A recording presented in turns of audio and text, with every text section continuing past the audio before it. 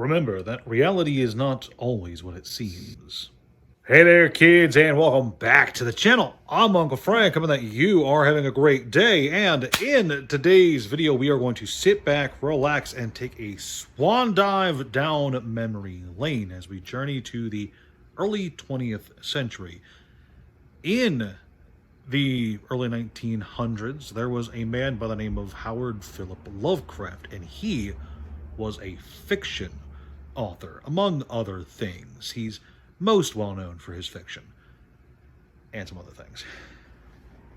You see, Lovecraft was a peculiar and dark author. He wrote stories of cosmic indifference, dark, hungry gods, cults that sought to bring about the end of the world, and all sorts of nightmarish creatures that lurked just beyond your perception. And his work would be the foundation of what we now know as cosmic horror, which is a very interesting sort of horror subgenre.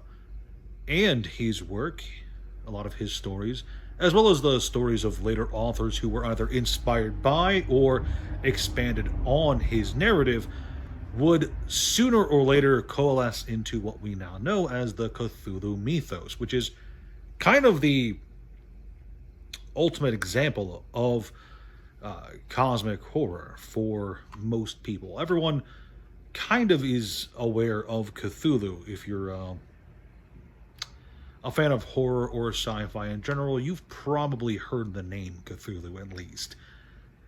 And over the years, especially in pop culture, there have been all sorts of products either adapted from or inspired by the Cthulhu mythos created by Lovecraft.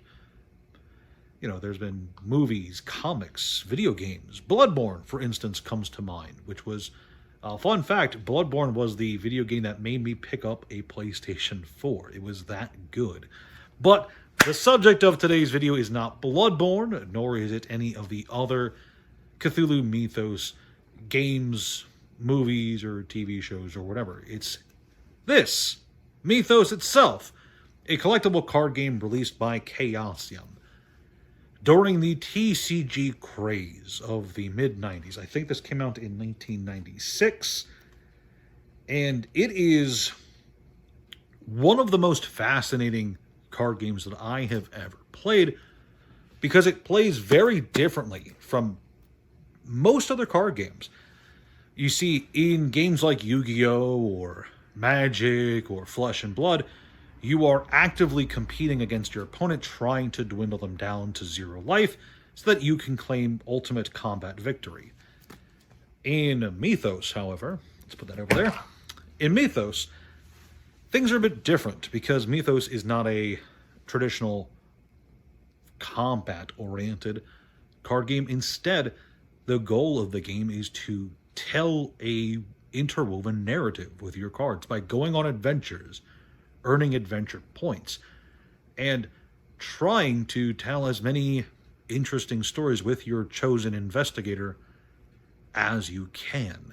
And that makes for a very interesting, very unique game in general, especially with how the core rules work. They are a bit confusing at first, but you'll find that once you get into the groove of things, it's pretty easy to understand and pretty fun and refreshing to play. In fact, I would go so far as to say, of the out-of-print card games, Mythos is probably in my top 3. Right up there with Mega Man, I would say. It's pretty freaking awesome. Now, despite how great I think the game is, Mythos was actually only in production for about a year. It stopped getting new products after 1997.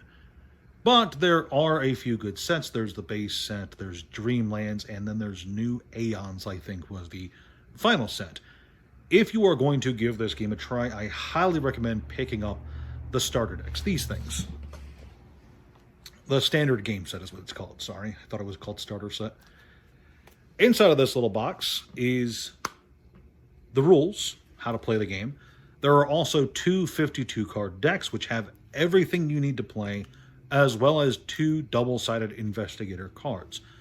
Those investigator cards are a lot like the hero cards from Flesh and Blood. They are your character, they are who you are playing as in the game. They have their own unique stats and identities, and each of them adds a bit of flavor to the game you're trying to play.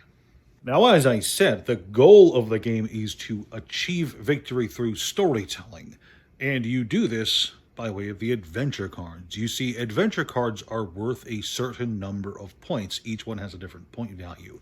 Your deck should have at least 20 points total worth of adventure cards in them. How do you get the points?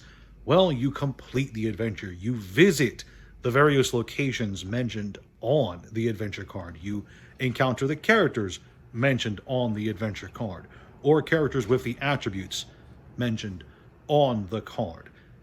You encounter the monsters or items, or have events happen to you based on the adventure card. And when you play those other cards, they go into your adventure deck, so that when you play the adventure card to gain the points, you can easily go through your adventure deck and show your opponents that, yes, I have done all these things, therefore I have completed this adventure and got 5, 6, or however many points.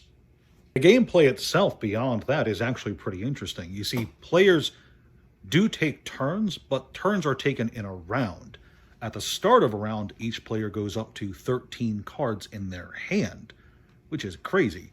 And then they each take turns doing one action until they are all either out of actions, or at least 2 of them pass their turn, or one of them passes twice, I suppose. When that happens, combat begins. All the monsters attack the appropriate players. Players defend against the monsters. Sanity is lost based on the outcome of that combat. Each investigator has their own sanity score. When you hit sanity 0, the game is over. Notably, knocking your opponent down to 0 sanity does not give you the win. Wins are determined exclusively by your points. At the end of the game, the total adventure reward points you have earned throughout the game, plus your total remaining sanity, are tallied up to determine who wins. There really is a lot that goes into this game. While the core rules themselves are very simple and the actions you can do are limited, how you can play out your turn will vary wildly based on what locations you have access to, what characters you've unlocked, etc. There are all sorts of things that can influence the pretty wide narrative of the game as you and your opponents travel around from place to place trying to complete your adventures to get the upper hand. Beyond the gameplay, there's a lot to like about Mythos. For one, there's a load of references built into this game, not just to the Cthulhu mythos and its various characters itself, but to, like, Lovecraft himself. He's actually a card in the game that you can play and encounter, as is his wife, I believe.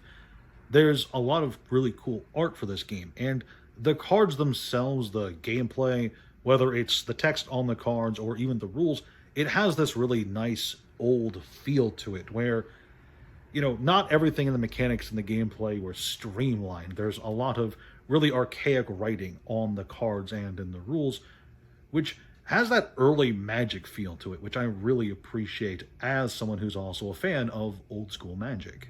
But the thing that I like the most about Mythos is how easy it is to pick up the game, learn it, and get playing right away. The only really complicated part of the game, I would say, is the spell system. If you want to cast spells in Mythos, you have to have the spell card, the tome that casts the spell, and the location that you find the tome in, all included in your deck. If you can't get all 3 of those things done and then find them in the correct order, then no Magic for you. That aside, I think Mythos is a very fun game, very easy to pick up, very easy and fun to customize your deck to try and tell the sequence of adventures that you want to tell. Ultimately, I think it's a very fun and enjoyable game, and if I were to rank it out of 10, I would give it a solid 8 or 9. It's really good, really enjoyable, and I cannot recommend it enough. That's all I got for you kids today. If you enjoyed this video, please leave a like, a share, subscribe, all that jazz. Let me know in the comments down below what you think of Mythos. Have you tried it? I'm curious to know. Thank you so much for watching, and I'll see you next time.